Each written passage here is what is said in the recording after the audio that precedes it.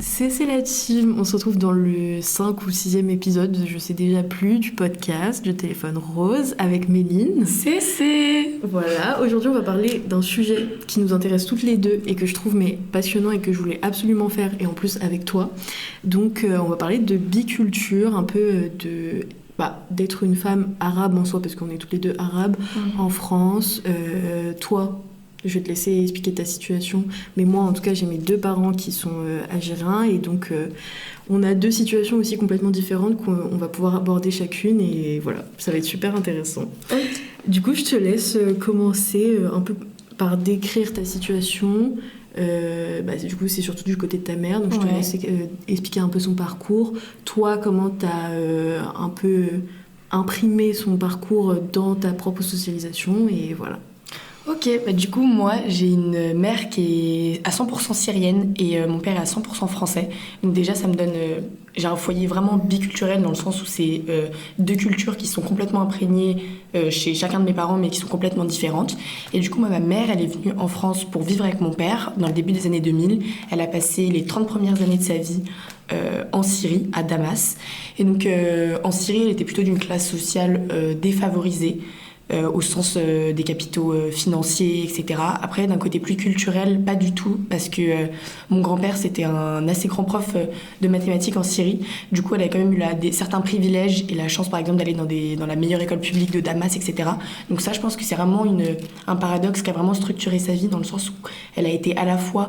elle a vécu avec des gens très riches, tout en ne l'étant pas. Et je sais que c'est quelque chose qui l'a énormément marqué.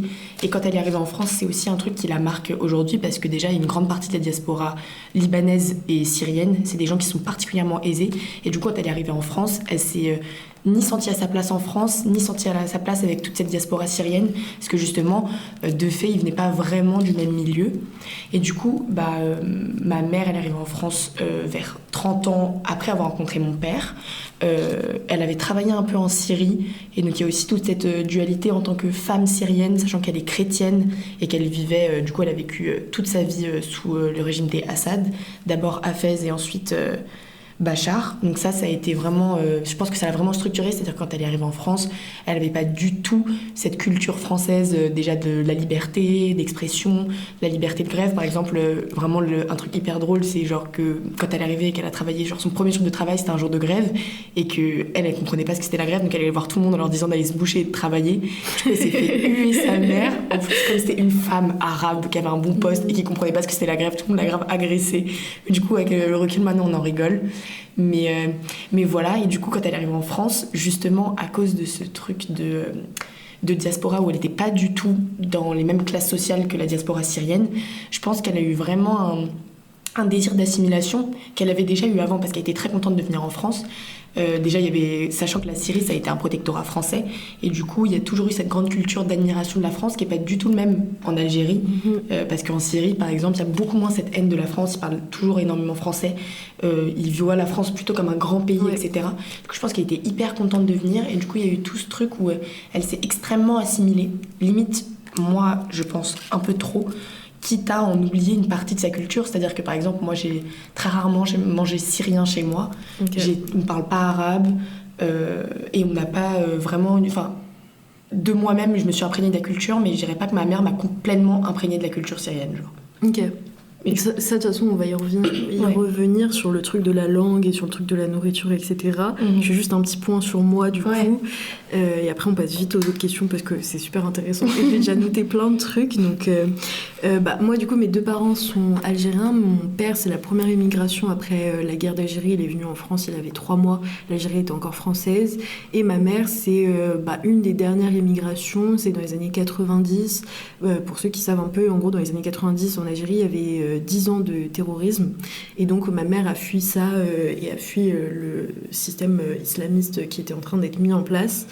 Voilà, des 2 côtés, moi contrairement à toi, j'ai pas une biculture au sein de ma famille, genre identitairement, mais plus dans le sens où déjà ma mère, elle était issue d'une classe assez favorisée en Algérie, et donc ils étaient très ils étaient littéralement francisés, parce que là-bas les codes de la bourgeoisie c'était de parler français, d'habiter à Alger Centre, d'être dans des écoles catholiques, etc.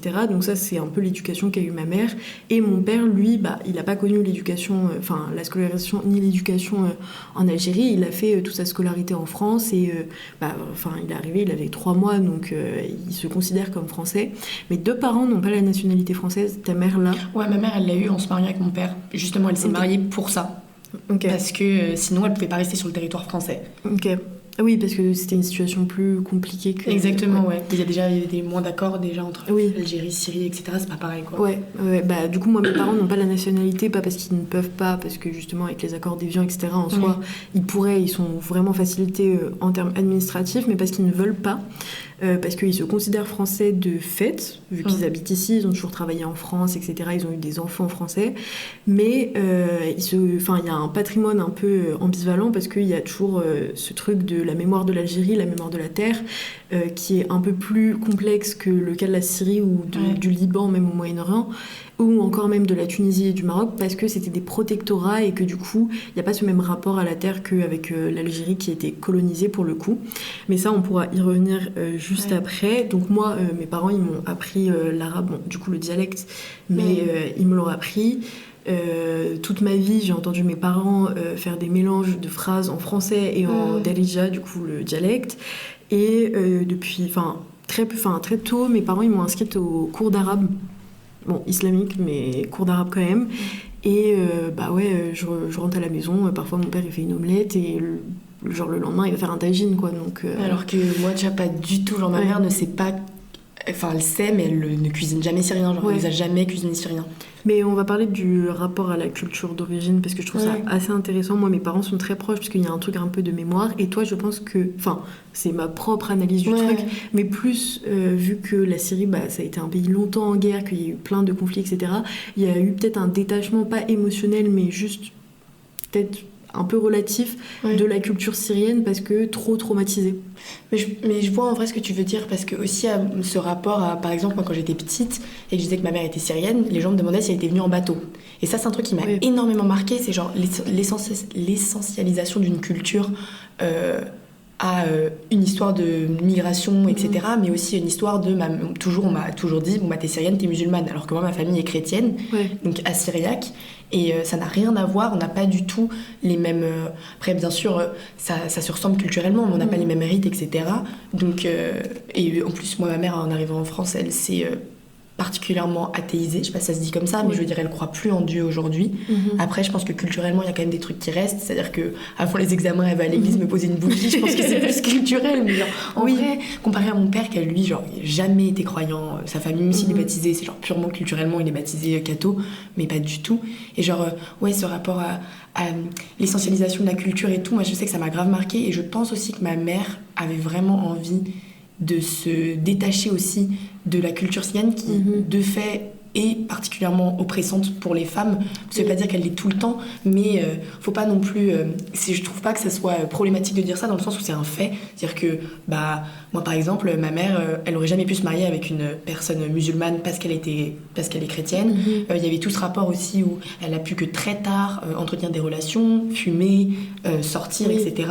Et genre ce rapport à la féminité aussi, je pense qu'elle a réussi à se le développer différemment en France et d'une façon qui lui plaisait plus. Donc ça aussi je trouve que c'est un truc important à souligner. Ouais, justement c'était une de mes questions, mais on peut y venir maintenant. Moi j'ai...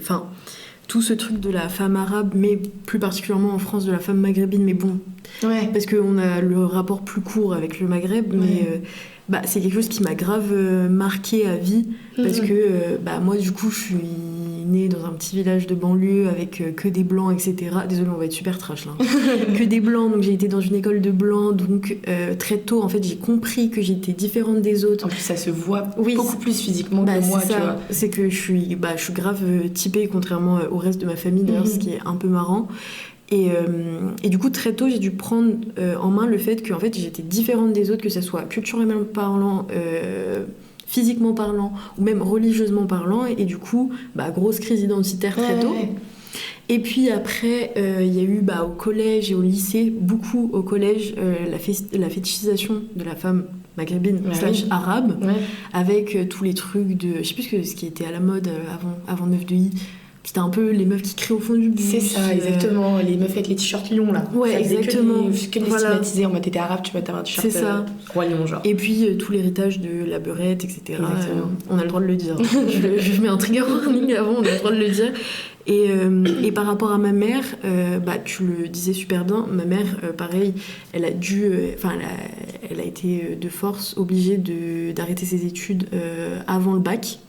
Parce que c'était mal vu d'aller à la fac, c'était entre guillemets pour les filles de mauvaise vie. Elle a fui l'Algérie pendant les années terrorisme parce qu'elle voulait pas porter le voile. Et d'ailleurs, elle a un rapport au voile qui est assez étonnant par rapport aux autres lignées d'immigration algérienne et maghrébine en soi, parce que en fait, elle a fui littéralement son pays d'origine en disant « Ouais, moi, je veux pas qu'on me force à porter le voile », et elle arrive ici, et on lui dit « Ouais, t'es obligée de pas le porter », donc elle a un rapport assez ambivalent sur ça, parce qu'elle est juste en mode « Je comprends pas, en fait, est-ce que pour une fois dans ma vie, je peux faire ce que je veux ?» Exactement. Mais, et pareil, elle avait pas le droit de sortir, elle avait pas le droit d'avoir de copains, elle a dû se marier très jeune, donc elle est hyper ouverte d'esprit sur ça, contrairement à d'autres mères de copines que j'ai maghrébines qui sont un peu plus rigoureuses religieusement, même si ma mère est très religieuse, sur certains trucs elle est beaucoup plus ouverte, elle m'a toujours laissé sortir, elle m'a toujours laissé m'habiller comme je veux, enfin il n'y a jamais eu aucun problème, donc je pense que nous deux on a des situations qui font qu'elles sont un peu particulières, c'est ça, contrairement à la diaspora en France en général. Et puis même sur ce que tu disais sur par exemple tu sais que ta mère a dû arrêter les études plus jeunes, moi je sais que justement c'était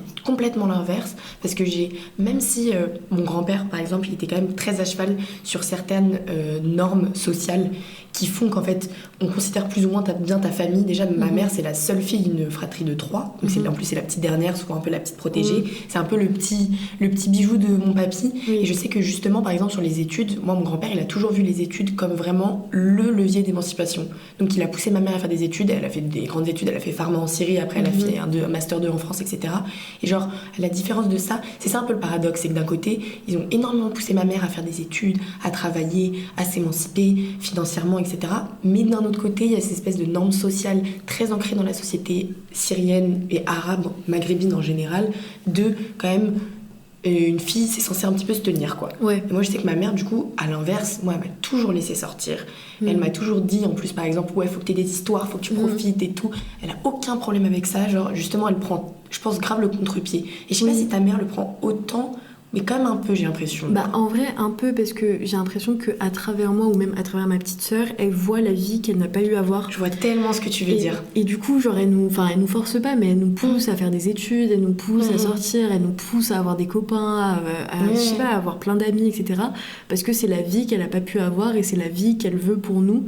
Et je pense que c'est pour ça aussi qu'elle est jamais retournée en Algérie et qu'elle nous a élevés ici, parce qu'elle savait que ça allait être comme ça ici. Et elle se met grave en opposition avec les hommes de sa famille qui, pour le coup, à l'ancienne, elle, vraiment la restreignait de fou. Donc, à partir du moment où ils font une seule réflexion sur nous, vraiment, ma mère se met en opposition, mais frontale avec eux, alors qu'elle était même pas capable de faire ça quand elle était plus jeune, et que personne pouvait le faire pour elle, parce que tout le monde était d'accord. Et je vois ce que tu veux dire sur ça. Donc voilà, mais je trouve ça super intéressant parce que on va y revenir sur le truc de femmes arabes en France parce que je trouve ça encore plus intéressant. Mais moi je voulais te poser une question par rapport à la langue, parce que du coup t'as dit que ta mère n'a jamais parlé syrien. Est-ce qu'elle vous disait quand même des petits mots quand vous étiez petite? Enfin, c'était quoi le rapport à la langue? Déjà il y a un truc qui est assez central à comprendre, c'est que du coup ma mère elle s'est beaucoup assimilée, mais je pense qu'elle a toujours eu envie de nous apprendre l'arabe, déjà parce que moi mes grands-parents communiquent, alors mon grand-père parle français, mais déjà il est de plus en plus vieux et donc il pratique plus son français. Ma grand-mère ne parle pas un mot d'anglais, pas un mot de français, donc on a été quand même obligés d'apprendre les mots de base pour pouvoir communiquer. Et après moi quand j'étais petite, ma mère m'a quand même beaucoup parlé arabe, mais en fait mon père me voulait pas qu'on apprenne la langue arabe. Alors ça c'est un peu le grand débat chez nous, c'est-à-dire que mon père va dire que c'est pas vrai, mais ma mère va dire je sais que c'est vrai et je sais que tu sais que c'est vrai, quoi. Et donc du coup elle nous a jamais, enfin après tu vois, j'allais quand même faire des cours parfois à l'Institut du monde arabe, je connais des comptines, je connais les nombres, je connais toute la bouffe, je connais tous les noms, ça c'est le seul truc que je connais par cœur et tout. Et du coup c'est juste qu'en grandissant, moi comme j'ai toujours énormément affirmé mon identité syrienne, même si en vrai culturellement je suis plus française que syrienne. Mais en grandissant, j'ai trouvé ça genre hyper important de l'affirmer et c'était très compliqué de l'affirmer sans la langue. Du coup c'est pour ça que maintenant je fais des cours d'arabe, etc. Déjà pour communiquer avec mes grands-parents parce que ils sont vieux et avant qu'ils décèdent, j'aimerais bien quand même pouvoir en apprendre plus sur eux. Et puis aussi parce que il y a un truc où la langue, je trouve que c'est un peu le truc intemporel pour faire durer ses origines. Et moi je sais qu'il y a un truc qui me fait énormément peur, c'est le jour où mes grands-parents partent, j'ai plus cette attache en fait. Et comme ma mère, elle a cette attache, mais je trouve que le rapport est beaucoup plus différent que toi. Et elle vous le transmet pas surtout. En fait, je pense qu'elle aimerait, mais après, elle aussi, elle a pris une habitude, c'est-à-dire que ça fait 25 ans qu'elle est en France. Elle parle très bien français. C'est plus simple de communiquer en français. Pourtant, il y a des jours où on va être en mode allez, on parle en arabe, on va parler en arabe 20 minutes. Et en vrai, je comprends. Genre, je m'en sors, etc. Mais... Et elle continue à parler arabe dans la vie de tous les jours ou Ouais, il y a des trucs de con. Genre, elle compte tout le temps en arabe. Elle appelle tout le temps mes grands-parents. Elle parle tout le temps en arabe avec eux, avec ses frères aussi. Et puis en vrai, moi aussi, j'ai toute une partie de ma famille qui parle arabe. Et donc, c'est grave frustrant. Et même elle, je sais que ça la frustre. Parce qu'il y a aussi le fait que, par exemple... Moi, mentalement, j'ai l'impression que mes cousins qui vivent à Dubaï, du coup, sont beaucoup plus proches de mes grands-parents que nous, on l'a été avec ma sœur. Et ça, c'est tellement frustrant. Et je sais que mon cousin m'a d'ailleurs dit une fois, de toute façon, tu seras jamais vraiment syrienne, tu parles pas arabe, genre. Et ça m'avait tellement piqué parce que j'étais en mode, à quel moment c'est ma faute, genre.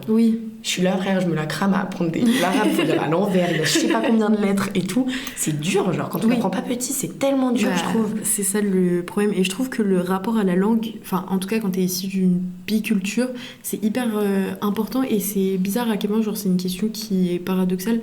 Parce que, en même temps, ça rapproche, mais en même temps, plus t'apprends, plus t'as l'impression de t'éloigner, plus... Enfin, je sais pas, il y a plein de trucs qui reviennent comme ça. Enfin, je sais que moi, pendant longtemps, j'ai fait un bilinguisme passif. Je sais pas si tu vois ce que c'est. Non, c'est quoi ? En gros, c'est... j'ai appris ça il y a pas longtemps, mais c'est un phénomène de la diaspora maghrébine / arabe en France qui fait que... pendant les crises identitaires je suis française, mais en même temps, je suis étrangère, en fait, tu développes un bilinguisme où tu comprends tout ce que les gens disent, parce qu'on t'a appris ça, mais où t'oses pas parler parce que tu te sens pas légitime. Je vois tellement ce que tu veux dire. En fait, de parler arabe parce que pour toi c'est pas ta langue maternelle et ta langue maternelle pour toi c'est vraiment le français, quoi. Donc voilà, donc je pense que c'est un peu ça aussi ce que tu fais. Je vois ce que tu veux dire. Et c'est un phénomène qui est hyper courant en fait chez les diasporas et qui est hyper méconnu, alors que je trouve ça très intéressant. Ça se fait inconsciemment, tout ça. Et puis en plus, moi je pense que à la différence de toi, cette légitimité à m'affirmer comme arabe, déjà comme je ne ressemble pas factuellement, à part que j'ai les cheveux bouclés, sinon je ressemble pas, j'ai pas vraiment des traits arabes. Après, quand on me connaît et qu'on sait que je suis syrienne, tout le monde me dit ah si, ça se voit. Mais je sais que du prime abord, les gens me demandent si je suis italienne, des pays méditerranéens, mais jamais syrienne. Et du coup, je pense que en plus de ça, je me sens tellement peu légitime, c'est-à-dire que genre dans ma tête, genre je sais que j'ai une image de blanche. Et donc du coup, genre, je sais que ça c'est hyper compliqué. C'est comme souvent quand on est avec les filles, avec nos copines, on rigole tout le temps parce que moi souvent le premier truc que je dis dans les discussions c'est que c'est que ma mère est syrienne. Et donc on en rigole. Mais en vrai, moi je sais que c'est un truc qui m'a un peu touchée à un moment quand on en rigolait, parce que en vrai c'est hyper important. Parce que comme ça se voit pas et que je parle pas arabe et que ma mère en vrai elle parle très bien français. Bon, même si j'ai appris il y a quelques temps qu'elle avait un accent, ce que je trouve complètement délirant, mais apparemment genre. En fait, j'ai cette espèce de truc où pour moi c'est tellement... Enfin, en fait aussi parce que la Syrie, ça a été essentialisé comme Daesh, Assad, régime sanguinaire, etc. Genre c'est tellement important d'affirmer cette identité et sans le physique et la langue, je trouve ça hyper dur, genre. Oui, c'est ça, c'est un truc qui te... En fait, t'es obligé d'approcher ça au premier abord parce que c'est un truc qui te rattache toi-même. Ouais, c'est ça. En fait, tu dis aux gens, mais en même temps, t'essayes de te convaincre, enfin pas de te convaincre dans le sens où tu l'es pas, mais tu vois, mais je vois de te tellement ce que tu convaincre veux dire. toi-même, genre. Ouais, et j'ai besoin que les gens sachent. C'est pour ça que quand les gens me disent « Ah, t'as des traits », tu vois, « Ah, ta différence à toi », c'est-à-dire que toi, la différence... tu l'as plus vu comme un truc malheureusement négatif parce que tu te sentais pas comme les autres. Alors que moi, quand on me dit que je ressemble à une Syrienne, je suis hyper en mode oh, yes, genre. Oh, mais la différence, c'est vraiment un truc que je trouve...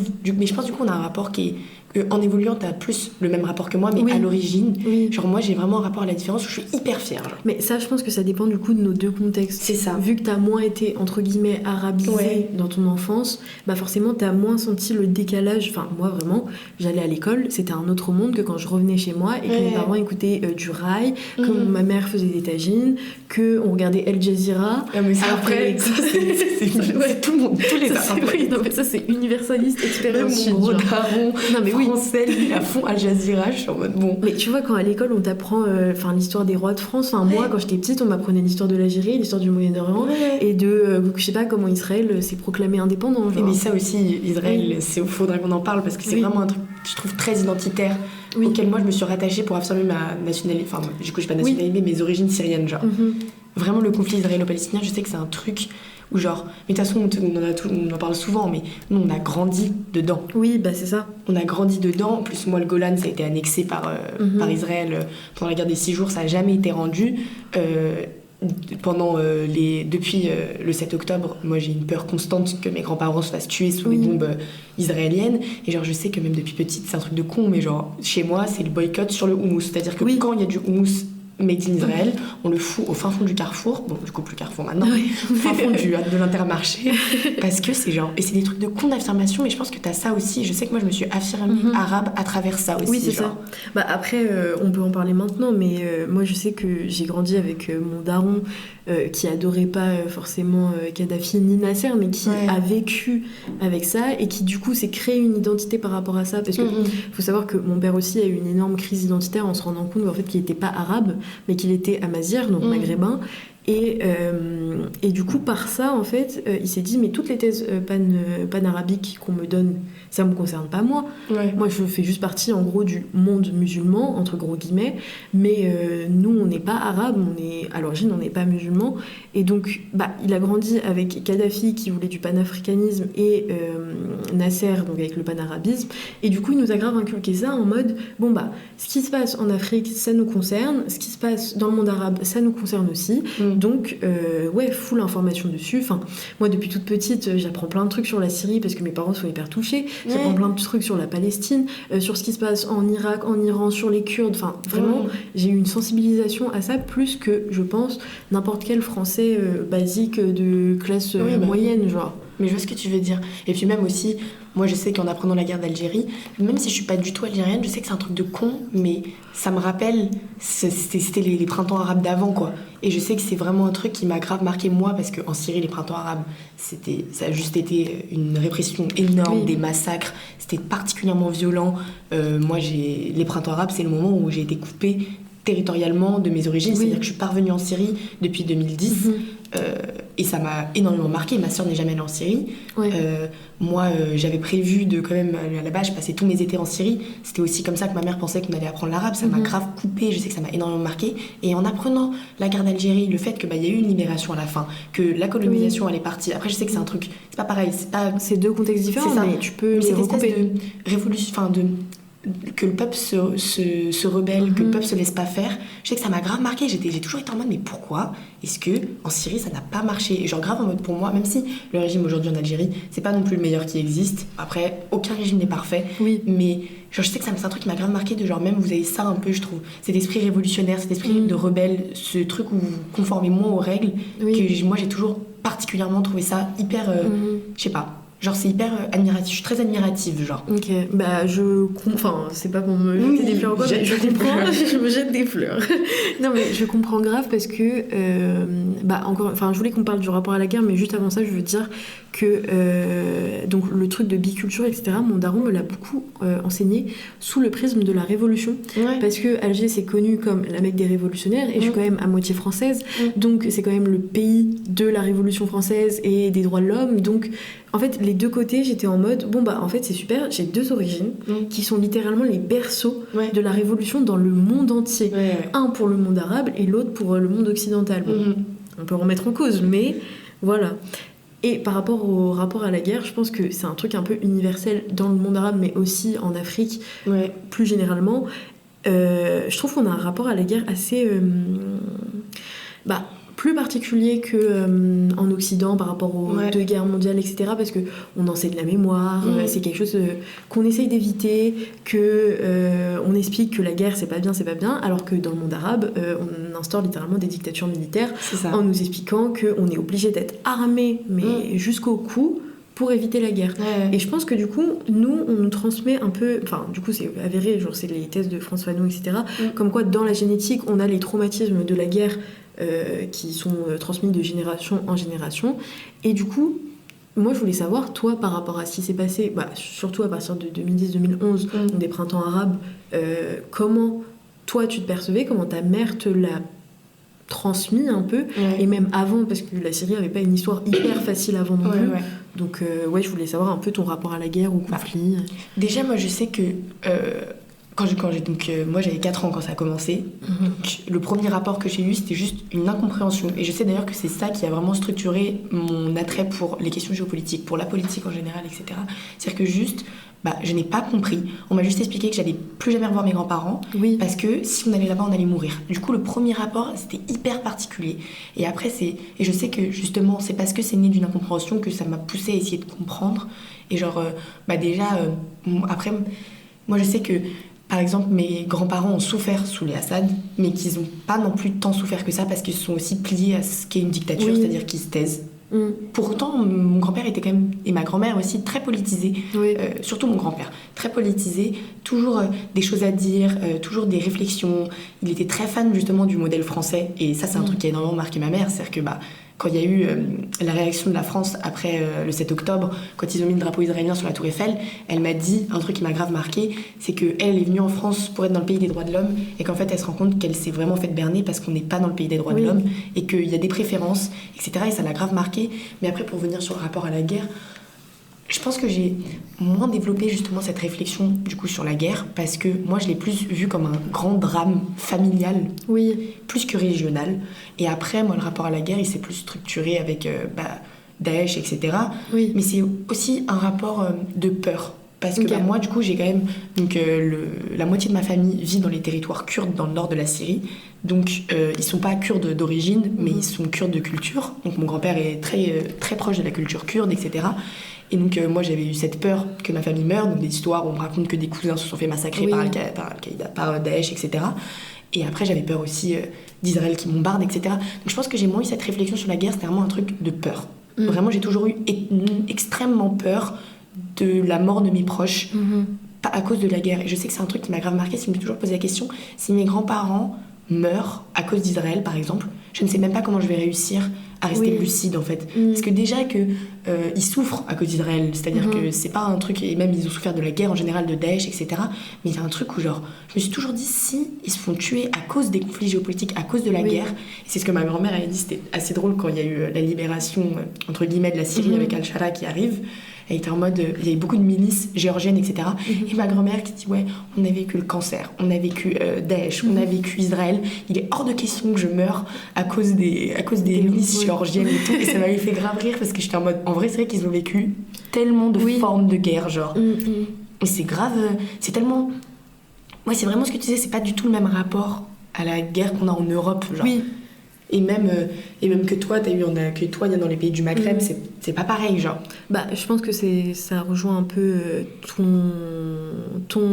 ta trajectoire aussi, parce que moi, du coup, depuis toute petite, les femmes de ma famille, pas les hommes d'ailleurs, c'est un truc que j'ai jamais compris, mais bref, les femmes de ma famille parlent beaucoup de la guerre d'Algérie et des 10 années de la décennie noire, du coup, des 10 ans de terrorisme. Et donc, vraiment, j'ai été élevée avec ma grand-mère qui me disait qu'elle était obligée de se remplir littéralement de merde pour éviter que les colons français la violent, quoi, alors qu'elle avait même pas 6 ans, genre. Donc, c'est vraiment horrible. Et même pendant la décennie noire, plein d'histoires de femmes de ma famille qui se font égorger en pleine rue parce qu'elles portent pas le voile. Donc, je pense qu'il y a un truc de peur. Bon, plus maintenant parce que, malheureusement, l'Algérie a fermé ses frontières, mais bien heureusement par rapport au terrorisme. Mais plus un truc de un peu à la façon occidentale, plus un truc de mémoire, dans le sens où on est obligé d'entretenir ça pour éviter de retomber dans quelque chose de pareil.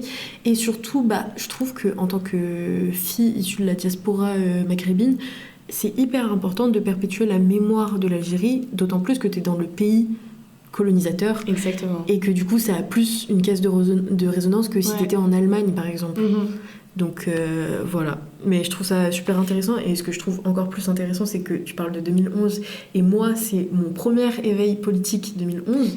C'est là où j'ai commencé à avoir conscience politiquement de ce qui se passait. Parce que j'étais là en mode, putain, le premier truc que mes parents m'apprennent, c'est les printemps arabes. Et il y a eu aussi en même temps...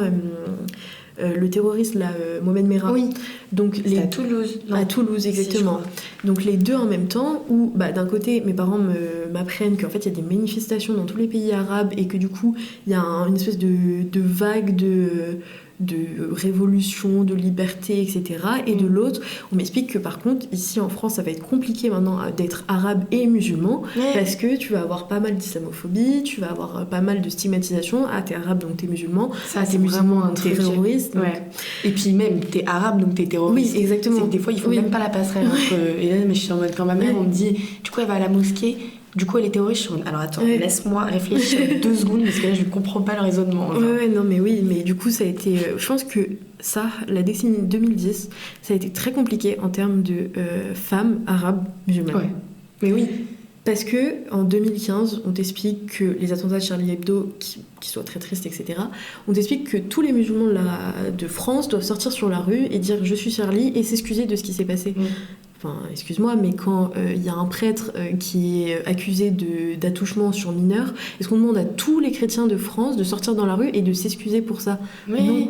Mais du coup, il y a eu pas mal de stigmatisation, pas mal d'essentialisation et beaucoup d'amalgame. Puis de toute façon, tout ça, c'était aussi... Moi, par exemple, je sais que mon père il m'a fait descendre dans les rues quand il y a eu Charlie Hebdo, mais... que genre ça a jamais été un truc en mode justement je me souviens exactement c'est le premier truc qu'il m'a dit c'est putain là les musulmans ils vont s'en prendre plein la gueule et c'est faut surtout faire extrêmement attention de pas faire l'amalgame de machin mais et bien tout sûr. Et genre je sais que par exemple lui c'est un truc qui l'avait aussi grave marqué. Après mon père il est très politisé, très à gauche, il a été très très à gauche, mais de toute façon historiquement dans ma famille c'est CGT à fond et là pas la CGT de maintenant, la CGT d'avant quoi. Et donc il était hyper politisé et tout, et je sais que même après moi j'ai dans ma famille c'est un truc qui m'a toujours tellement fait plaisir, c'est que il y a beaucoup ce stéréotype des grands-parents racistes français. Moi mes grands-parents ils sont tous sauf racistes, c'est vraiment l'exemple des grands-parents de gauche qui ont toujours voté PS, mais bon, ça c'est parce le que PS d'avant, c'est ça, c'est historique, ils lâchent pas, ils sont toujours sur le PS, ils votaient. Et donc je sais que genre aussi ce rapport, parce que toi tu vois t'as un rapport de politisation très arabisé, je sais pas si ça se dit. Moi je sais que du coup j'en ai un très francisé, très francisé tout court en vrai. Mais j'ai quand même ce truc où genre je sais que les valeurs de ma mère et les valeurs de mon père, elles se retrouvent en politique, parce que c'est quand même des valeurs très j'aime pas trop ce terme d'humanisme parce que je trouve que c'est un terme vide, mais je trouverais pas de meilleur mot pour exprimer ce que je veux dire.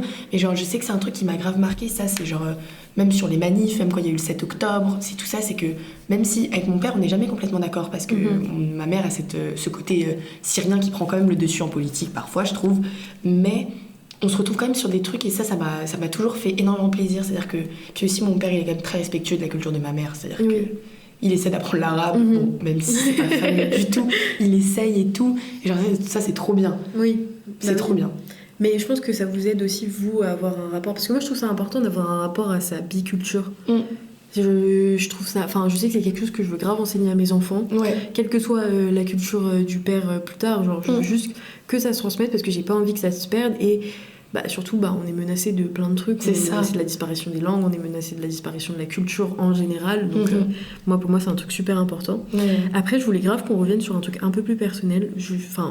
T'as parlé de la situation économique de ta mère, justement.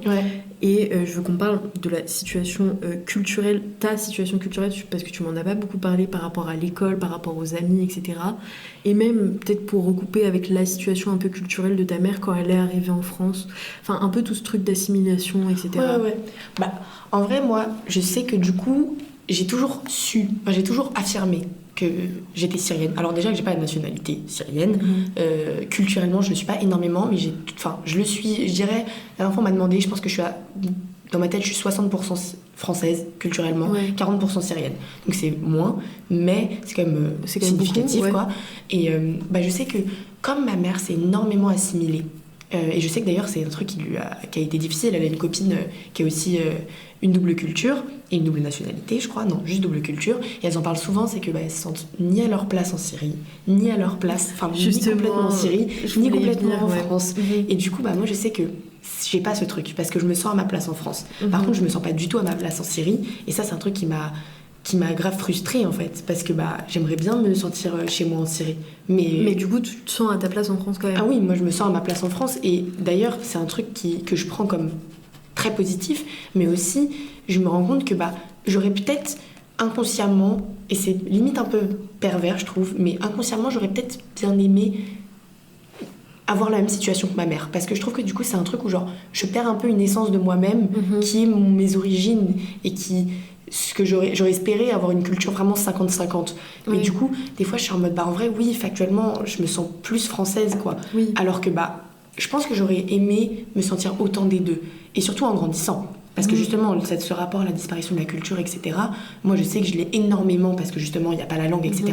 Et que, du coup, le contre-pied, je l'ai pris dans mes études. C'est-à-dire que je veux faire, et de toute façon, on a un peu le même parcours dessus, c'est qu'on veut travailler sur, toi, Afrique Moyen-Orient, moi aussi, Afrique Moyen-Orient. C'est que on va aller, j'espère, en Égypte, en échange, vraiment pitié, en échange que dès qu'il y a un truc à faire sur les pays arabes, on est là, on connaît tout, on aime beaucoup apprendre des choses dessus. Et je sais que, par exemple, moi aussi sur les Kurdes, j'ai fait mon grand oral dessus, on a fait un podcast dessus, etc. Et que ce qui me rend très heureuse aujourd'hui, et c'est un peu la façon dont je m'assimile à la Syrie, c'est que mes grands-parents soient fiers de moi. C'est-à-dire que mon grand-père qui demande qu'on traduise le podcast en arabe pour qu'il puisse l'écouter, je suis en mode, ma vie, genre vraiment, ça me touche tellement. Et du coup, voilà, ça c'est mon rapport à l'assimilation. Et après, ma mère, je pense que c'est de plus en plus subtil, parce qu'elle a vraiment eu ces deux phases d'assimilation extrême à aujourd'hui, où je pense que même avec moi, mon élan vers la Syrie, de parler arabe, de faire des trucs sur la Syrie, de faire des trucs sur les Kurdes, d'essayer de comprendre la vie de mes grands-parents, etc., ça lui rappelle aussi que elle aussi, elle est syrienne, et il ne faut pas qu'elle oublie qu'elle l'est, genre. Oui, elle permet peut-être un peu de se rattacher à toi et donc de se rattacher à sa culture. Moi j'ai l'impression de ça. Après je sais pas si c'est vrai, mais j'ai un peu l'impression de ça. Tu pourras en discuter avec elle, et comme ça on fera un petit update pendant les podcasts au Caire d'ailleurs. Stay tuned. Mais moi par rapport à ça, vu que j'ai vraiment eu une culture 50-50, et je pense que tu peux pas faire plus 50-50, genre 50-50 culturellement, 50-50 dans la nationalité, tout, j'ai un truc où ici je me sens pas à ma place, mais en Algérie non plus je me sens pas à ma place, parce que ici je suis une immigrée et là-bas je suis une émigrée, et donc c'est la situation de beaucoup de gens issus de la diaspora, etc., mais t'as un peu le cul entre deux chaises, et tu sais, les gens aiment bien dire du coup en fait moi je suis issue de la mer Méditerranée, donc il y a ce truc où en fait c'est la Méditerranée la frontière, et c'est là où toi tu te considères le plus chez toi en fait, parce que des deux côtés t'as l'Algérie et t'as la France, donc je sais pas, il y a un rapport avec ça qui est, je trouve ça grave beau, il y a plein de livres qui en parlent, etc. Mais donc je pense que j'ai par rapport à l'assimilation, moi je considère que je me suis complètement assimilée. De toute façon la question elle se pose pas, je suis née ici, mes parents m'ont baignée dans cette culture, donc la question se pose pas pour moi. Moi maintenant j'avais une question plus sur l'assimilation et la montée de l'extrême droite, parce que je trouve que c'est très intéressant. On est dans un contexte assez dangereux pour les binationaux, pour les bicultures en général, où si l'année prochaine, donc en 2027, l'extrême droite passe, on interdira certains postes stratégiques à des binationaux. Je pense qu'il y aura pas mal de répression en termes de biculture, peut-être des sanctions aux associations qui, je sais pas, apprennent des langues étrangères, pas occidentales. Donc moi je veux savoir un peu ton avis sur ça. Est-ce que tu penses que l'assimilation c'est devenu un nouvel outil de fascisation, ou pas du tout, et en fait juste il y a un amalgame sur ça? Déjà ce qui est hyper drôle, c'est vraiment, j'en parlais hier avec ma sœur, on se disait que genre quand on était petite et qu'on nous parlait du RN, systématiquement on était en mode maman elle va devoir rentrer chez elle, alors qu'elle a la nationalité française et qu'il lui arrivera rien entre guillemets, et genre vraiment ça nous a fait extrêmement rire, parce qu'on se disait c'est fou comment genre la peur que ça a installé, de genre vraiment pour nous Marine Le Pen c'était maman Syrie, genre et nous on est obligés de rester mentalement, je sais pas pourquoi dans sa tête on est en mode nous on doit rester là et elle doit partir, genre. Mais pour plus généralement, c'est aussi, moi je pense que ma mère a un rapport à l'assimilation qui est extrêmement différent du nôtre, c'est-à-dire qu'elle a considéré ça comme normal, mais pas de façon perverse, c'est-à-dire qu'elle a considéré ça comme normal. J'arrive dans un pays, j'apprends la langue, j'essaie de m'imprégner de la culture, même si c'est dur. Je pense qu'elle en a beaucoup souffert en vrai aussi. Ce qu'elle me racontait, par exemple, les amis de mon père, qui aujourd'hui sont des très bons amis à elle, au début, je pense qu'elle avait un peu ce truc où elle était en mode, putain, ces gens ne me ressemblent pas, que ce soit sur l'humour, sur plein de choses. On a quand même une culture de la blague entre guillemets française qui est très particulière. Enfin, c'est-à-dire on rigole pas de la même chose dans les pays arabes, quoi. Ouais, c'est ça, c'est beaucoup plus strict. Ouais. Mais du coup, fascisation ou pas l'assimilation? Moi, justement, je suis d'accord avec ce point-là, dans le sens où je pense que c'était à la base. Je pense pas que l'assimilation. Déjà, je pense que c'est ce qu'on en discutait la dernière fois, mais pour moi, une culture. Une société culturellement homogène, c'est pas un idéal. Parce que c'est pas comme ça qu'on construit une nation. C'est-à-dire qu'une nation, c'est pas des gens qui se ressemblent, c'est des gens qui veulent vivre ensemble et qui veulent faire évoluer la société ensemble. Donc je pense que l'assimilation, c'est utilisé comme un outil de fascisation, dans le sens où on le met comme une condition nécessaire pour être français. Je pense qu'on peut être français en étant complètement assimilé. Et en plus, qu'est-ce que ça veut dire l'assimilation? Ça veut tout et rien dire. C'est-à-dire que un blanc, j'ai l'impression qu'il va avoir par exemple, un Italien va avoir moins d'exigences en termes d'assimilation qu'une personne qui est racisée. Et je trouve ça complètement absurde, dans le sens où en fait t'es en train de dire que déjà les gens partent pas sur un pied d'égalité et que t'es racisé, tu seras jamais autant français. Que ce que tu peux mais c'est exactement le sens de ma mère, c'est-à-dire qu'elle s'est assimilée à un point extrême, mais en vrai il y a des gens, genre même je sais que dans ma famille c'est souvent en mode Rime, Syrie, machin et tout, et des fois c'est un peu en mode... C'est lourd, quoi. C'est lourd. C'est que... Et du coup, en ça, je trouve que c'est un outil de fascisation, parce qu'en fait, c'est vraiment le truc de dire, il y a des gens qui sont différents, la différence est négative, et vous serez comme ça toute votre vie, en fait. Et en plus, vraiment, ce truc d'idéal de s'assimiler à un point où t'en oublies tes origines, c'est... Justement, je trouve que... Enfin, c'est vraiment toute l'erreur et t'es tombé dans le piège. C'est-à-dire que c'est pas parce que tu manges du bœuf bourguignon que t'es français. Alors ça n'a rien à voir. Oui, en fait, moi, je pense que être français, c'est hyper subjectif. Genre, moi, par exemple, mes parents se considèrent français alors que sur papier, ils ne le sont pas. Mais ils se considèrent français. Et c'est pour ça que je trouvais ça assez bien.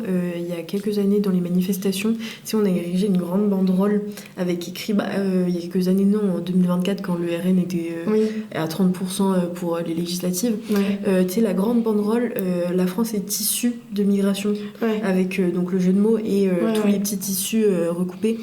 Moi, je trouve qu'en fait, c'est ce qui fait la force de la France et ce qui fait aussi un peu la beauté du peuple, c'est que, bon, après, c'est pas forcément pour un bon passé, mais vu qu'on a un passé colonial, forcément, après, colonisation veut dire migration par la suite, et donc je trouve ça intéressant de recouper toutes les identités différentes, qu'elles soient africaines, qu'elles soient arabes, qu'elles soient asiatiques aussi. On oublie beaucoup. Oui, on oublie beaucoup, mais la diaspora asiatique, elle est très importante aussi en France, et la colonisation de l'Indochine aussi, ça a été quelque chose quand même. Et en fait, ce truc de tomber trop dans l'assimilation, moi ça me pose problème, parce que je sais qu'en essayant, dans ma vie, quand j'ai trop essayé de m'assimiler, en fait j'ai fini en crise identitaire, où j'avais pas l'impression d'être chez moi, que ça soit dehors ou à l'école, ou chez moi dans ma maison. Donc moi ça me fait un peu peur avec l'arrivée de l'extrême droite, parce que je suis un peu une des premières concernées, vu qu'ils s'attaquent aux binationaux d'abord, vu que c'est trop compliqué de s'attaquer aux étrangers. Et en plus, rapport avec l'Algérie qui est aussi particulier. Oui, qui est très menacé, et moi je trouve ça triste, parce qu'on a quand même essayé de perpétuer pendant longtemps la mémoire de l'Algérie. Bon, pendant longtemps, voilà, je relativise tout, mais juste voilà. Et je veux recouper sur un truc, vu qu'on parle de l'Algérie. Moi, j'aimerais bien qu'on revienne sur nos différences entre Maghreb et Moyen-Orient. Moi, je sais que on en parle plus du Maghreb en France, etc., parce que forcément il y a un lien de colonisation plus proche. C'est ça. Alors qu'avec le Moyen-Orient, c'est quelque chose de un peu plus, déjà géographiquement éloigné. Exactement. Et puis en termes de colonialisme, beaucoup plus éloigné aussi, parce qu'on était sous protectorat, et beaucoup plus récent. Enfin, il y a un siècle, quoi. Alors que la France au Maghreb, ça date d'il y a 200 ans. Ouais. Et puis même aussi, il y a ce truc où, genre, par exemple, toi, on t'essentialise au fait que tu serais arabe, alors que t'es pas vraiment arabe au sens propre du terme. Et moi, on m'essentialise au fait que arabe égale musulman. Je sais que ça, c'est un truc qui m'a grave marqué. C'est-à-dire qu'il y a un truc qui est beau aussi dans les pays arabophones, c'est que la religion musulmane, elle fait le lien entre tous. Et moi, je sais que n'étant pas musulmane, n'ayant pas une famille musulmane, au début j'étais un peu en mode mais on est des vrais arabes ou pas, du coup. Oui. Et en plus il y avait tout ce truc de genre l'Europe c'est chrétien, le Moyen-Orient, Maghreb, péninsule arabique, c'est arabe, enfin c'est musulman. Oui. Et du coup, j'étais vraiment peut-être on est un peu des faux arabes, alors que le berceau du christianisme, c'est la Palestine, le Liban, la Syrie, la Jordanie. Mais comme le berceau des 3 religions monothéistes. Exactement. En fait. Et du coup, oui, même ce rapport au fait, factuellement, nous, on va un peu être en mode, avec Célia, on est un petit peu les 3 arabes, entre guillemets, même si moi je le suis moins que vous, alors que vous n'êtes pas arabes. Ouais, on n'est pas arabes et pas la même langue. Moins. C'est ça. On parle pas la même langue, le dialecte en tout cas. Oui. On n'a pas du tout les mêmes cultures, on mange pas la même chose, ça n'a rien à voir. C'est comme nous, quand on me dit... J'avais une amie qui, le jour de mes 18 ans, dit à ma mère... j'aimerais beaucoup emmener Méline dans un restaurant de votre culture, donc j'ai trouvé un truc de couscous. Ma mère qui s'est pété un câble au téléphone en mode on ne mange pas ça, nous, ce n'est pas la même chose, genre. Et je sais que ça l'avait grave marqué parce qu'elle était vraiment en mode vas-y elle, genre. Alors que, et du coup oui, toi aussi il y a ce rapport au fait que t'es pas vraiment arabe, t'as été colonisé par nous entre guillemets. Non, alors ça c'est vrai, par contre c'est les Ottomans après, mais oui, donc j'ai été colonisée par, mon pays a été colonisé et par le monde arabe et par la France, qui a d'ailleurs joué un rôle hyper important dans l'arabisation du Maghreb en soi, parce que oui, il y a eu les Ottomans, etc., mais il faut rappeler que les gouverneurs locaux, ça restait des gens qui étaient issus du Maghreb, donc des Amazirs, des Berbères, etc., alors qu'en France, ce qu'on a essayé de faire, et c'est la devise diviser pour mieux régner, c'était de faire la distinction entre Kabyles, enfin surtout en Algérie en fait, mais il y a les Rifs, etc., au Maroc, et en Tunisie, il y a les Berbères, et de faire cette distinction entre Kabyles, donc Berbères, etc., et les Arabes. Alors que même le reste de la population n'est pas arabe, mais amazigh, donc un mélange entre maghrébins, berbères, il y a des Sahraouis qui sont plus proches de tout ce qui est Mali, Mauritanie, etc., que du Maghreb en soi. Enfin, bref, c'est un mélange de trucs où t'es en mode, en fait, on te met sous le même mot, donc arabe. Donc toi, tu considères que t'es arabe au même titre que les gens du Moyen-Orient, tu vois. Sauf que moi, j'ai compris très tard qu'en fait, j'étais pas arabe et que je ressemblais pas à une arabe. Je n'ai pas des traits arabes, en vrai. Et ça se voit dans le nez, ça se voit dans les yeux, ça se voit dans plein de trucs. Même si on a la même couleur de peau, même si on a un peu les mêmes traits caractéristiques, c'est pas la même chose. Il y a une hybridation aussi, forcément. Oui, c'est ça. Mais j'ai regardé un super documentaire sur les nez arabes et les nez amazirs. C'est pas la même chose. C'est pas la même chose, petit. Mais du coup... moi, mon père, il m'a enseigné très tôt, parce que lui, il l'a appris très tard, qu'en fait, on n'était pas arabe, mais qu'on était amazigh. Le problème, c'est qu'aujourd'hui, ma mère considère qu'elle est arabe. Et elle ne veut pas entendre parler des berbères, parce qu'elle est en mode, non, moi, je ne suis pas berbère, je suis arabe. Parce que du coup, il y a eu et l'islamisation de la société par l'Empire ottoman, et l'arabisation de la société par la France. Donc, j'étais là... au collège, lycée, j'étais en mode mais je comprends pas, ma mère me dit que je suis arabe, mon père me dit que je suis amazigh berbère, qu'est-ce que je suis? Et donc finalement c'est venu beaucoup plus tard le truc de en fait non, je ne suis pas arabe, je suis amazigh. Mais en France en tout cas je pense que c'est un peu compliqué d'adopter cette posture, parce que c'est compliqué de faire comprendre à la diaspora maghrébine actuelle qu'en fait ils ne sont pas arabes et que tout ce qu'on leur a dit depuis le début c'est faux. Et puis surtout en France, il y a ce truc on essentialise, mais dans le monde arabe, il y a vraiment un truc de hiérarchisation. C'est-à-dire qu'au Moyen-Orient, il y a vraiment un truc de genre, et c'est particulièrement raciste d'ailleurs, les gens du Maghreb, ils sont pas comme nous. C'est-à-dire que nous, on est les vrais arabes, eux, c'est pas les vrais arabes. Alors que dans le fond, j'ai envie de te dire, vous les avez colonisés, moi aussi, mes ancêtres, malheureusement. Après, moi, les ancêtres, ils étaient chez les Kurdes et chez les Arméniens, donc c'est pas exactement pareil. Mais vous avez participé à cette colonisation qui a fait d'eux arabes, mais pour eux, ils sont pas vraiment arabes. Enfin, genre, c'est hyper paradoxal et contradictoire, dans le sens où il y a vraiment, et je trouve qu'on oublie beaucoup, un racisme très marqué des Arabes du Moyen-Orient et de la péninsule arabique par rapport aux Arabes, Amazirs, etc., du Maghreb, quoi. Alors que... Vas-y, étouffe-toi un peu. Pardon.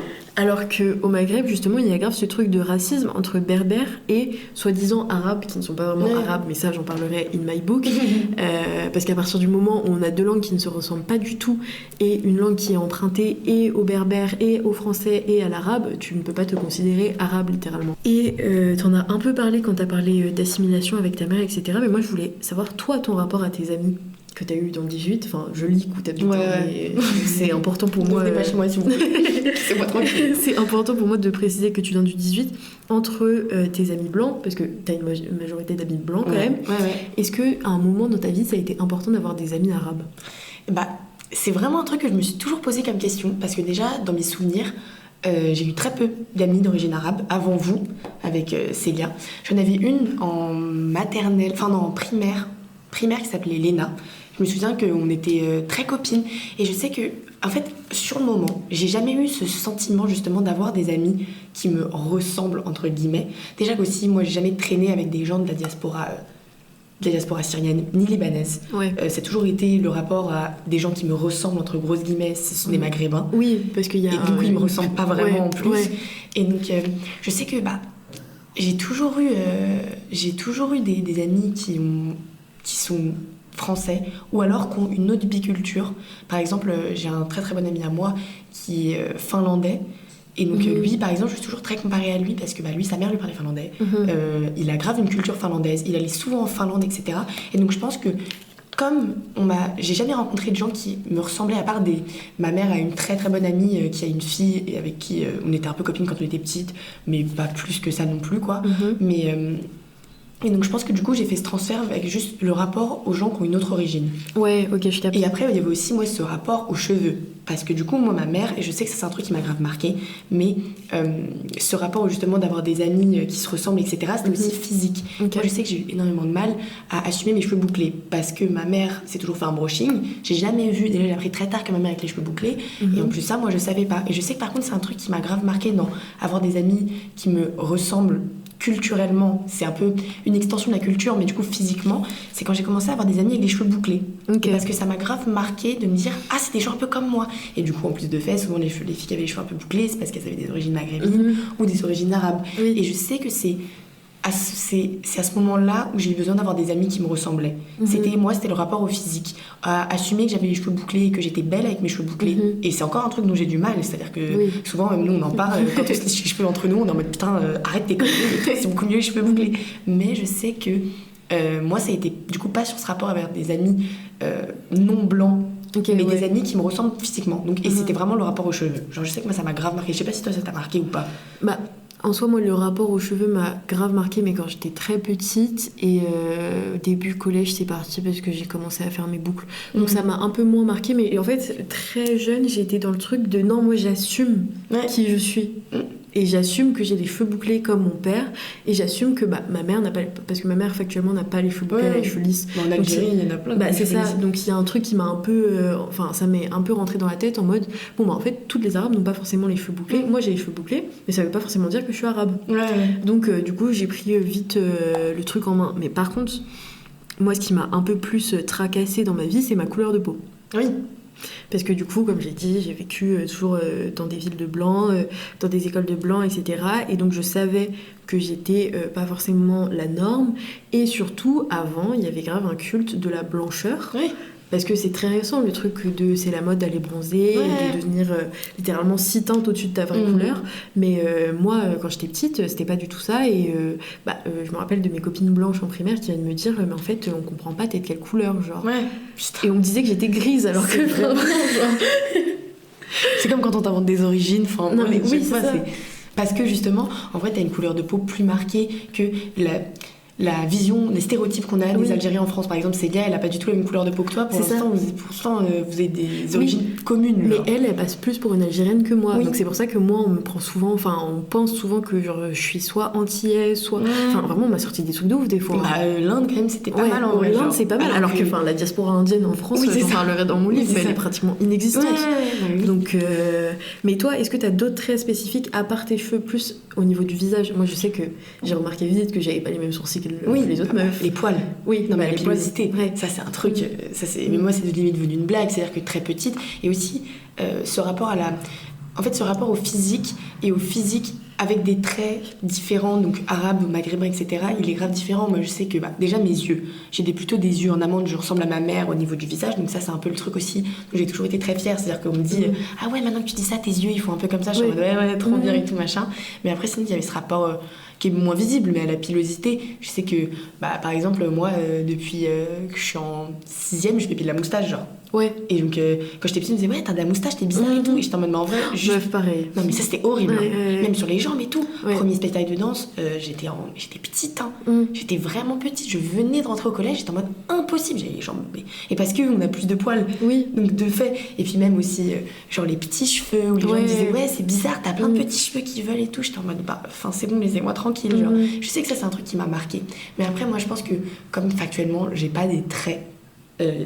Syrien, hyper marqué, je l'ai beaucoup moins vécu que toi. Et au contraire, justement, moi je l'ai vécu dans le sens inverse de putain, mais pourquoi personne ne voit que je suis syrienne, genre c'est trop chiant alors que j'aimerais bien. Oui, et tu te l'as réapproprié, enfin c'est tu l'as réapproprié de cette façon-là. Ouais, c'est ça. Et puis même aussi un rapport aux traditions.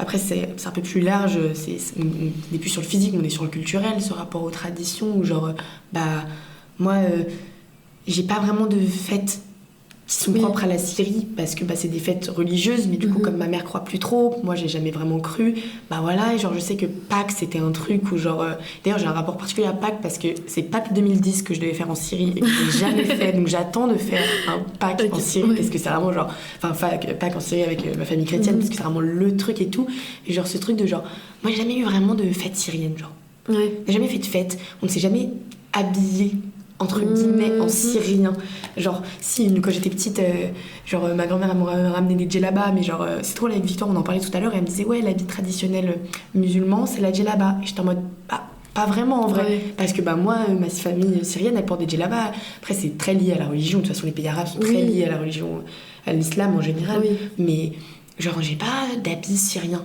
à part le kéfier, genre, mais doit y en avoir genre.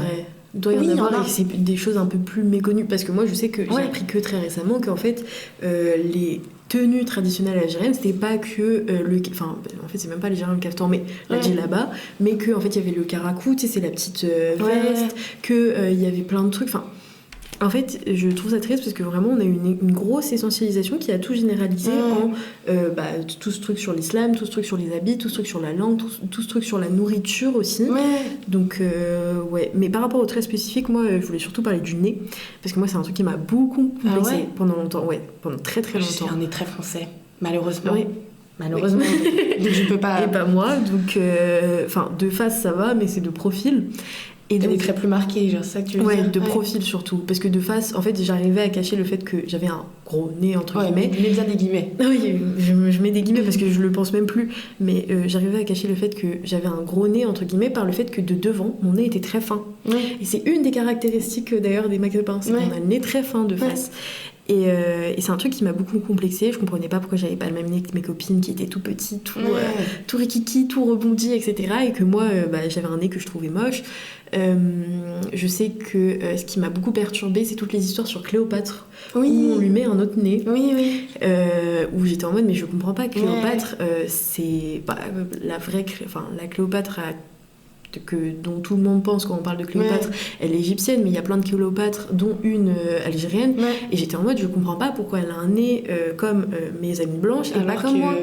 Alors qu'elle est censée avoir un nez plus comme moi, quoi. Mais après, je pense qu'il y a un truc aussi où, genre, à la différence de... Comme je suis moins typée que toi, je sais que mes traits syriens, je les ai vus d'un côté plus beau que mes traits français. Par exemple, mes yeux, avec maintenant, heureusement, mes cheveux, je les vois comme quelque chose de plus beau. Genre, j'ai surtout, moi, c'est les yeux et les yeux et les cheveux, alors que mes traits français j'ai toujours vu comme moins beaux, et je pense que c'est parce que j'ai pas été stigmatisée par ces traits, et du coup j'ai ce rapport au physique, et même j'ai toujours quand j'allais en Syrie, que je voyais quand j'étais petite, du coup, et j'ai quand même, ce qui est très étonnant, c'est que j'étais très petite, et les premiers souvenirs que j'ai, et je pense que je suis sûre d'ailleurs que c'est pas un hasard, mais les premiers souvenirs que j'ai de la Syrie, c'est genre les Syriens. Et mes premiers souvenirs tout court, c'est la Syrie et les Syriens, genre. Alors que j'étais vraiment très petite. Mais oui, justement, genre, moi, c'est comme au lycée, j'avais très peu d'arabes maghrébins et d'arabes tout court dans mon lycée. Et genre, j'ai toujours eu un truc où justement une limite idéalisation des beautés maghrébines, du Moyen-Orient, etc. Parce que je l'ai jamais vu comme un truc stigmatisant. Au contraire, moi j'ai toujours vu ça comme une chance, genre putain, vous êtes vraiment belle, genre vous avez votre particularité et tout. Alors que toi, comme ça a été plus un truc stigmatisant, je pense que tu l'as plus assimilé à... je pense que c'est ça, et puis l'environnement jouait pas avec, etc. Mais il y a un truc, c'est que je pense que je suis née à la bonne époque pour ça. C'est que moi, quand je suis arrivée au collège, c'était la mode, les arabes. Donc forcément, à partir de ce moment-là, je me sentais beaucoup mieux. J'étais en mode, en fait, je ressemble, je sais pas, enfin, j'ai le même nez que Bella Hadid avant qu'elle se refasse sa chirurgie. Genre.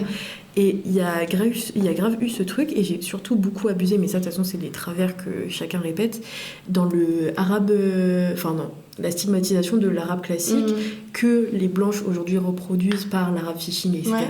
Avec, tu sais, le grossissement de certains traits. Je mettais beaucoup de bronzer pour paraître très foncé. J'ai accentué grave mes yeux, etc. Alors qu'en vrai, j'en ai pas besoin parce que mes yeux sont déjà accentués.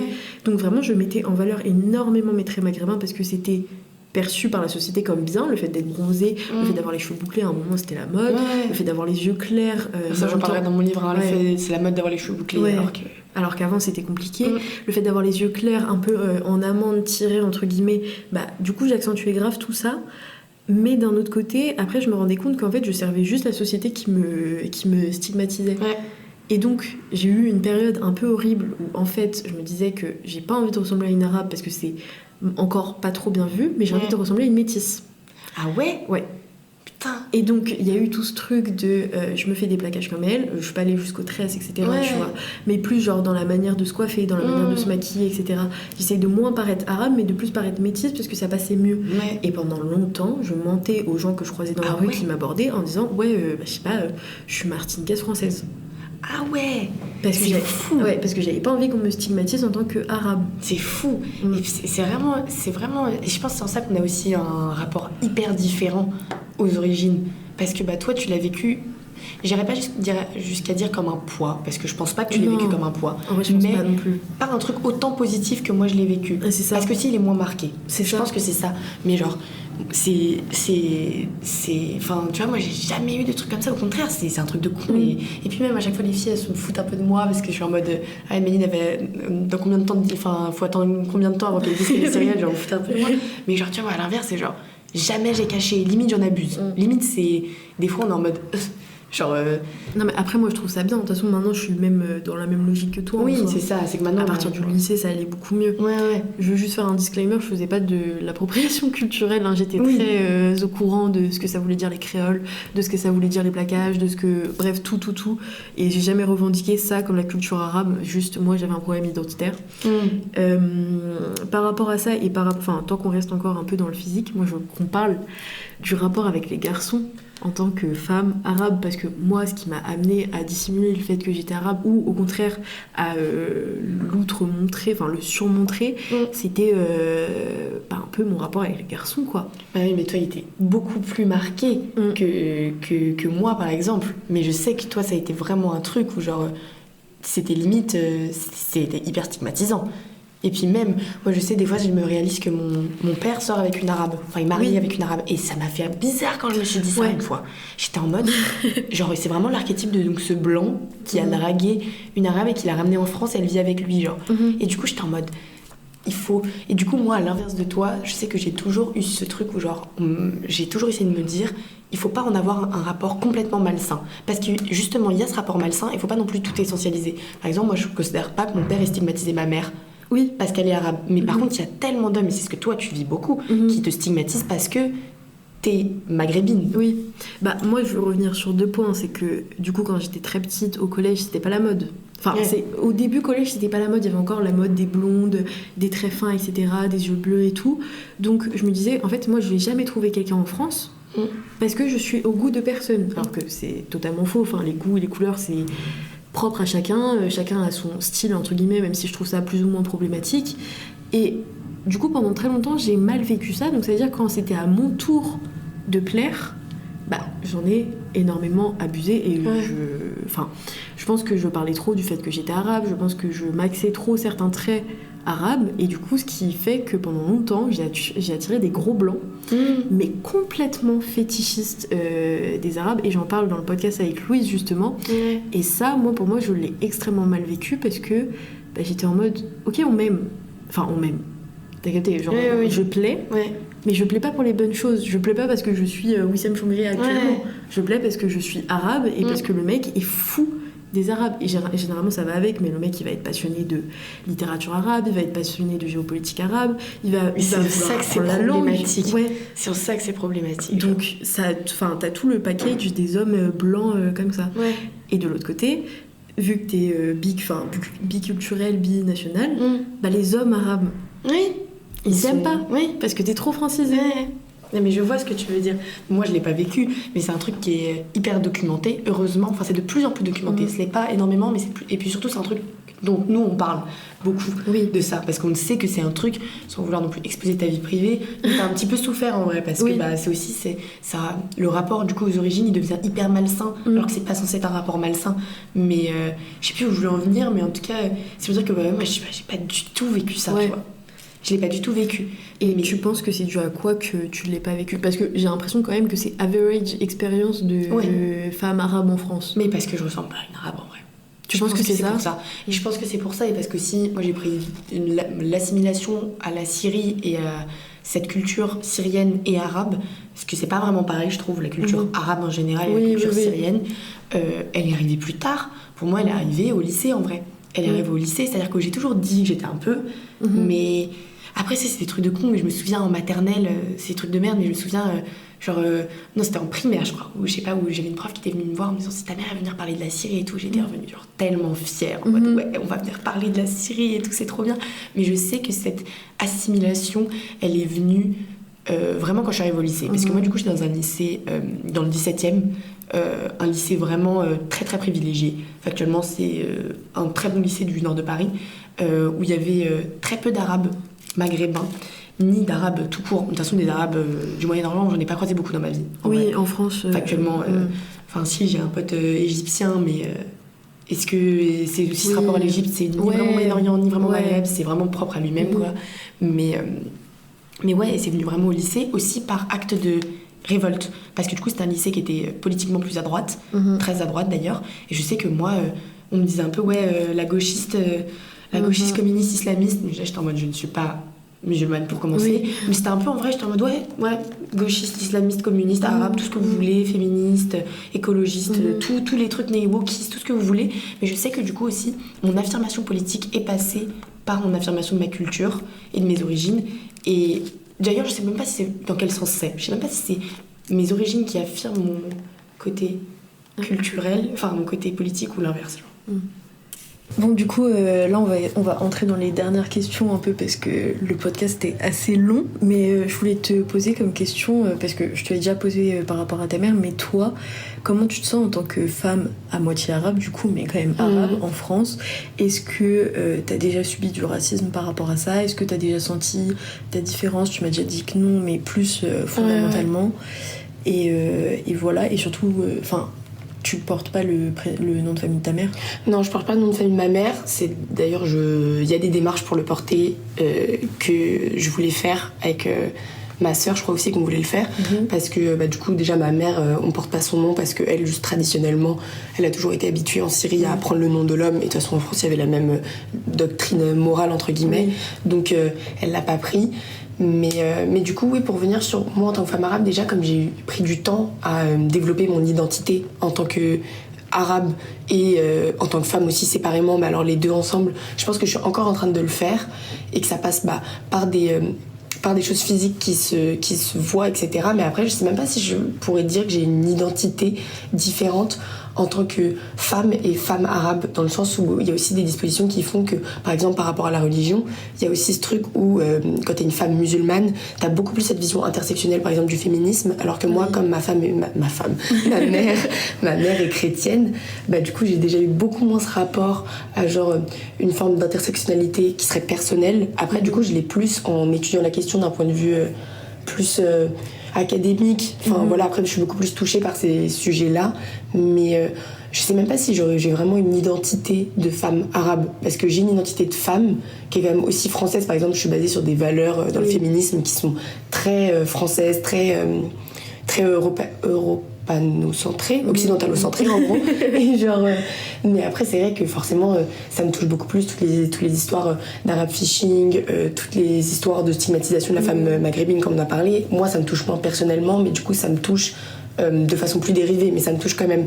Et après, sur la question du racisme, moi, du coup, je l'ai jamais vraiment subi par rapport à moi, mais je l'ai subi par rapport à ma mère. Du coup, ça m'a énormément touchée. Et genre, il y avait déjà tout ce truc d'essentialisation, c'est-à-dire, ta mère est syrienne, donc c'est une immigrée, donc elle est venue en bateau. Et je sais aussi que, en grandissant, enfin, surtout au lycée, j'avais des fréquentations qui n'avaient pas du tout les mêmes opinions politiques que moi. Et donc, il y avait beaucoup, alors moi, j'ai beaucoup d'autodérision sur le fait que ma mère soit syrienne et tout, donc on a souvent fait des blagues de genre, ouais, je suis venue en bateau, etc., qui restaient sur le ton de la blague, mais justement, à travers ces types d'amitié où, avec le temps, je me suis rendu compte que c'était pas juste des blagues et que c'est vraiment un fond de vérité, de vérité, un racisme qui est intériorisé. Je pense pas qu'il était conscient, je pense pas que les personnes que j'ai fréquentées étaient purement racistes, mais un des jours qui m'a marqué, c'était une fois j'étais en vacances, etc., on rencontre un homme et il commence vraiment à faire des blagues et je savais qu'il votait Zemmour, et vraiment à ce moment-là, la blague elle est tellement mal passée que je me suis barrée, je les ai laissés tout seuls sur la plage et je suis partie bien énervée, etc. Mais du coup, la question du racisme, je l'ai plus vécue à travers l'image de ma mère que moi, individuellement. Après, moi, individuellement, enfin déjà, comme j'ai dit tout à l'heure, j'ai pas le physique, j'ai pas les traits arabes. Enfin, ils sont moins marqués, je dirais. Donc, je le vis pas aussi directement, quoi. Mais voilà, moi, c'est surtout ces trucs d'essentialisation, de genre, la Syrie, c'est des terroristes, la Syrie, ils sont tous venus en bateau, etc., qui m'a ultra marquée quand j'étais petite, parce que, moi, ma mère, elle est pas du tout venue en bateau, elle est venue en avion, elle est venue, elle travaille en France, elle a une nationalité, etc. Et même, cette espèce d'essentialisation, au fait que ma mère soit arabe, il y a quand même pas mal de gens que je fréquente qui sont en mode oui, de toute façon ta mère elle est arabe, ma mère elle est française et arabe, et elle a la culture aujourd'hui des deux, et ça c'est une forme de racisme un peu dérivée, mais c'est la forme de racisme la plus courante que j'ai vécue, quoi. Ok. Voilà. Ok, je vois très bien. Moi, je voulais rebondir sur le truc de Arab Fishing. Enfin, je donne un peu mon point de vue sur ça. Parce que, on l'a déjà dit 1000 fois, mais j'ai des traits un peu plus marqués que toi. Donc, je pense que le truc de racisme, etc., je l'ai beaucoup plus vécu. Mais moi, je l'ai surtout beaucoup conscientisé au moment du Arab Fishing, etc. Enfin, c'est très à la mode en ce moment. Il y a 10 ans, c'était à la mode de ressembler aux femmes noires. Maintenant, c'est les femmes arabes. Tout ce truc de vraiment grossir les traits de la femme arabe, se bronzer jusqu'à devenir littéralement de la même couleur que n'importe quelle maghrébine au fin fond du Maghreb. Tout ce truc... Enfin, je sais pas, adopter les comportements des femmes maghrébines en France, qui ne sont pas forcément vrais, parce que c'est très stigmatisant aussi d'un autre côté, mais les faire paraître comme mieux. Dans le sens où Julia Sarkozy, par exemple, c'est le meilleur exemple pour moi du Arab Fishing actuellement, c'est qu'elle fait exactement tout ce que les meufs maghrébines de banlieue parisienne font. Il y a aussi le rapport à la banlieue, exactement, je trouve. Oui, moi je voulais y venir après pour qu'on finisse sur les différences en termes de situation économique. Mais tout ce qu'elle fait, c'est littéralement ce que les meufs maghrébines de banlieue, enfin les petites, font aussi, quoi. Sauf que c'est moins mal vu. Parce que la meuf habite dans le 16e, parce que son daron c'est Nicolas Sarkozy, et parce que intrinsèquement c'est une blanche, et que du coup quoi qu'elle fasse ça sera bien vu. Par exemple tout ce truc de vulgarité, etc., qu'on a associé aux femmes noires, qu'on a après associé aux femmes latinas, qu'on a associé aux femmes arabes, etc., ça l'est moins chez les femmes blanches. Je suis d'accord avec toi. Mettre des grosses créoles Pardon.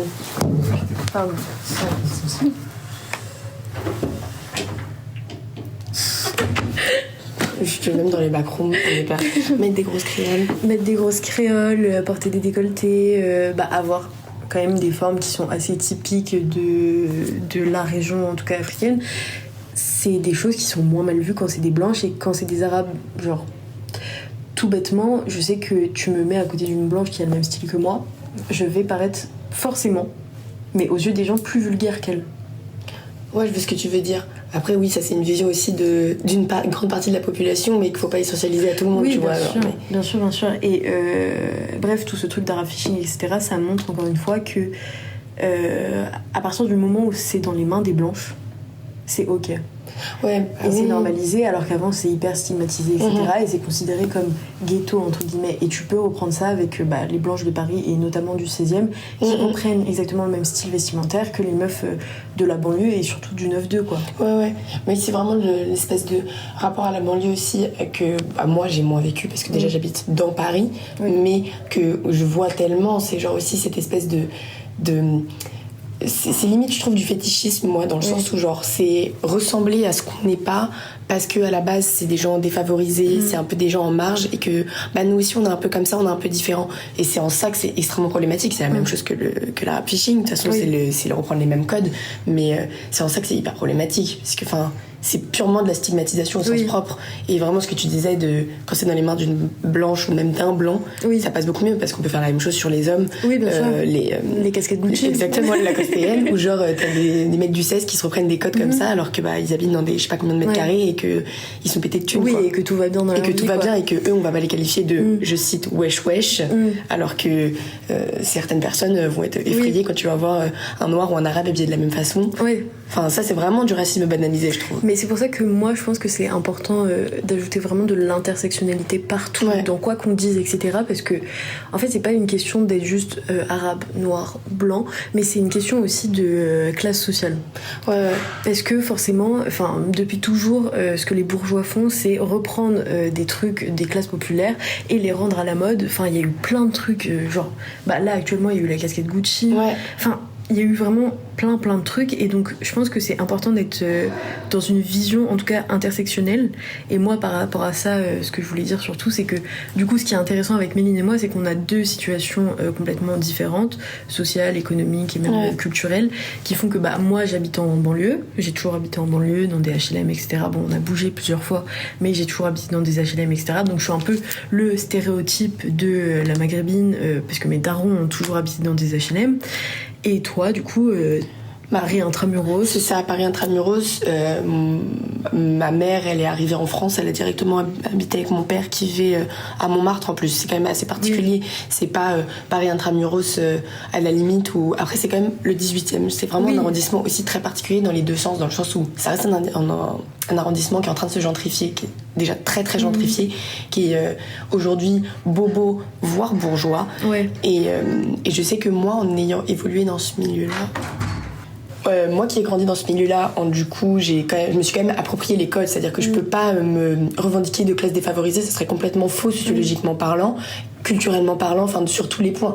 Actuellement, j'ai été très très favorisée dans mon enfance et j'ai grandi dans un contexte favorisé qui faisait, par exemple, à l'inverse de ma mère, qui était défavorisée d'un point de vue capitaux-financier, culturel, moins d'un point de vue le rapport à l'école, etc. Mais qui vivait dans un environnement de riches. Moi, j'ai eu les deux. Et je sais que en grandissant dans le 18e, il y a quand même un quartier, un arrondissement très multiculturel, aussi multisocial aussi. J'ai été quand même, à l'inverse de quelqu'un qui habite dans le 7e ou dans le 8e, j'ai toujours eu des rapports avec des gens qui n'avaient pas la même classe sociale que moi, ni les mêmes cultures, etc. Et ça, je pense que c'est un point hyper important, c'est-à-dire qu'il y a cet aspect position économique qui fait qu'on n'a pas du tout on n'a pas vécu du tout la même vie, et par rapport aussi à nos identités arabes ou maghrébines, amazir, on les vit du coup complètement différemment. Et je pense que si ça vient de là, du fait que moi du coup, comme j'ai eu une vie paisible d'un point de vue financier, culturel, etc. Et la différence, je la voyais plus comme quelque chose de positif que je veux affirmer, parce que à aucun moment ça a été un élément de stigmatisation, quoi. Donc moi, par rapport à ça, j'ai eu une situation totalement différente de la tienne, en vrai. Et de ce point de vue-là, je pense que du coup, c'est important de bien intégrer, mêler le genre, la classe sociale et surtout la situation géographique, parce qu'on est quand même une immigration française. Je pense que ça aurait pas été la même chose, c'est pas la même chose avec les autres diasporas, genre les diasporas maghrébines et arabes au Canada. C'est des contextes totalement différents, donc je pense que c'est important de prendre ça aussi en compte. Et voilà. Je pense qu'on en a fini pour ce... T'as rien d'autre à rajouter ? Non, je trouve qu'on a un peu traversé tous les sujets centraux. Et que c'était super intéressant, et que j'espère que ça va vous faire évoluer vos grandes positions sur les femmes arabes et l'immigration maghrébine et du Moyen-Orient. Est-ce que t'as un mot à dire pour toutes les filles, toutes les jeunes filles, jeunes femmes qui nous écoutent et qui sont issues d'une diaspora, et notamment la diaspora arabe / maghrébine ? Déjà, d'assumer cette différence dans le sens où c'est une force dans tous les points. C'est-à-dire que avoir différentes cultures, c'est une chance énorme. Il faut absolument l'exploiter d'un point de vue social, culturel, politique aussi. Forcément, nous, ça prend une grande part dans notre parcours académique. Et que oui, vraiment, genre, faut vraiment exploiter cette différence et pas la voir comme quelque chose de négatif, quoi. Et bah écoute, j'ai rien d'autre à rajouter. Bah merci beaucoup Mélie. De rien. Et je vous fais des gros bisous. Bisous.